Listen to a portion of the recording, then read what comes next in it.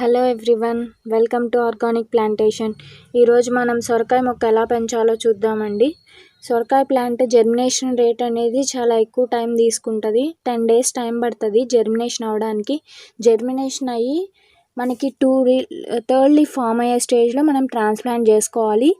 నేను రీసెంట్గా ట్రాన్స్ప్లాంట్ చేశాను. దీని లైఫ్ టైం వచ్చేసి 15 days అండి.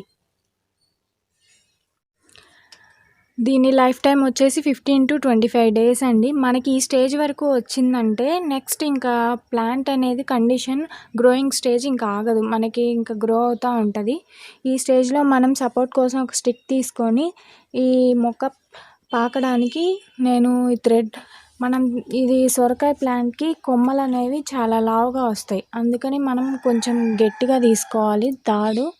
దారం కొద్దిగా లావుగా ఉన్నది తీసుకుంటే మనకి కొమ్మ జారిపోకుండా చూసుకునేటట్టు తీసుకోవాలి సపోర్టింగ్కి.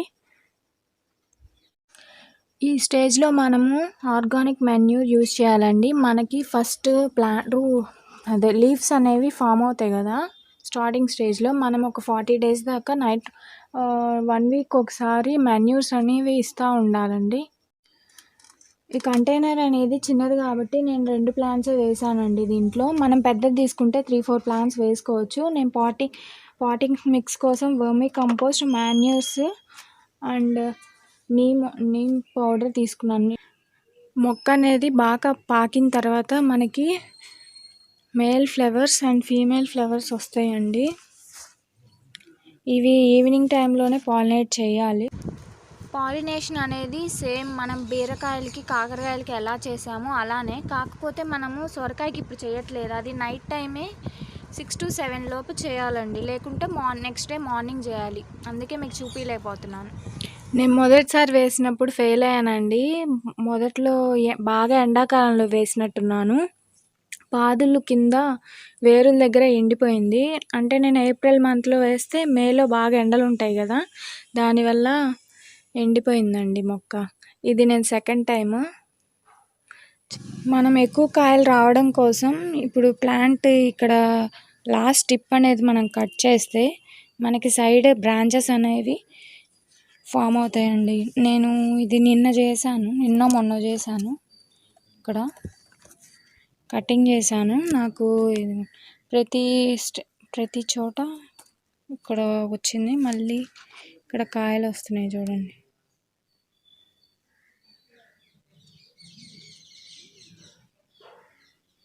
ఇలా మనం ఇక్కడ లాస్ట్ బిట్ అనేది కట్ చేస్తే మనకి సైడ్ బ్రాంచెస్ వచ్చి ప్రతి బ్రాంచ్కి మనకి కాయలు ఫామ్ అవుతాయి. మనకి మొక్క బాగా ఎదిగాక మనకి ఆకులు అనేవి ఇట్లా పెద్దగా వస్తాయి. పెద్దగా వచ్చాయంటే మనం నైట్రోజన్ బాగా ఇచ్చామన్నట్టు ప్లాంట్స్కి. ఇవి పెద్ద అయ్యాక మనకి పూత స్టార్ట్ అయ్యాక మనము ఆకుల్ని ఎక్కువగా ఉంచక్కర్లేదండి, కట్ చేయాలి. ఎందుకంటే ఆకులకి వెళ్ళే బలము కాయలకి తక్కువగా అందిద్ది. మనం ఎప్పటికప్పుడు ఎక్కువగా ఆకులు లేకుండా కట్ చేసుకుంటూ ఉంటే మన ఫ్రూట్స్కి మన కాయలకు అనేది ఆ బలం వెళ్ళి మన కాయలు కొంచెం పొడవుగా కానీ లావుగా రావడానికి ఉంటుందండి. కమింగ్ టు ఫెర్టిలైజర్స్, నేను ఎక్కువగా ఎవ్రీ వీక్ కంపోస్ట్లాను ఆర్గానిక్ మాన్యూర్సే వేసానండి. మీరు కూడా ట్రై చేయండి, నాకు బాగా వచ్చాయి కాయలు.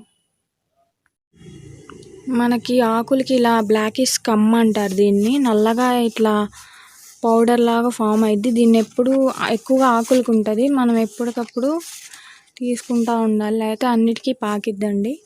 దీన్ని మిల్డ్యూ అంటారు. మనం దీనికంటూ ఏం చేయాల్సిన అవసరం లేదు, ఎప్పటికప్పుడు దీన్ని రిమూవ్ చేసుకుంటూ ఉంటామే. పూత వస్తా నాకు ఇలా ఎండిపోవటం, లేకుంటే ఇట్లా నల్లగా ఏదో డిసీజ్ లాగా వచ్చిందండి. నేను ఈ స్టేజ్లో వేపాకుని 1 liter వాటర్లో బాగా మరిగించి 1/2 hour నేను ఇది స్ప్రే చేశానండి. దీనివల్ల అది స్ప్రే చేసిన తర్వాత నాకు కాయలు రావడం స్టార్ట్ అయింది. మీరు కూడా ట్రై చేయండి ఒకసారి. మనం స్వయంగా పండించినవి మనం వండుకొని తింటే ఆ హ్యాపీనెస్ వేరండి. మీరు కూడా ప్రతి ఒక్కళ్ళు ఇంట్లో ట్రై చేయండి పెంచుకోవడం. నాకైతే చాలా హ్యాపీగా ఉంది. అంటే నేను ఫస్ట్ టైం ఫెయిల్ అయినా సెకండ్ టైము ఎలా అయినా సక్సెస్ అయ్యాననేది. నాకు కూడా బాగా వచ్చాయండి పెద్దవిగా.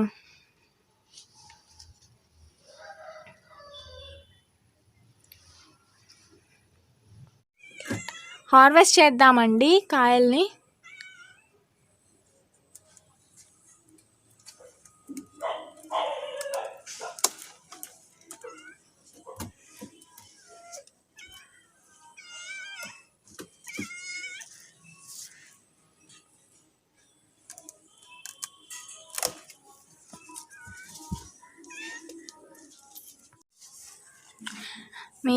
మీరు ట్రై చేయండి, చాలా బాగా వచ్చాయి. నా వీడియో మీకు నచ్చినట్టయితే please like, share and subscribe to my channel. Thank you everyone.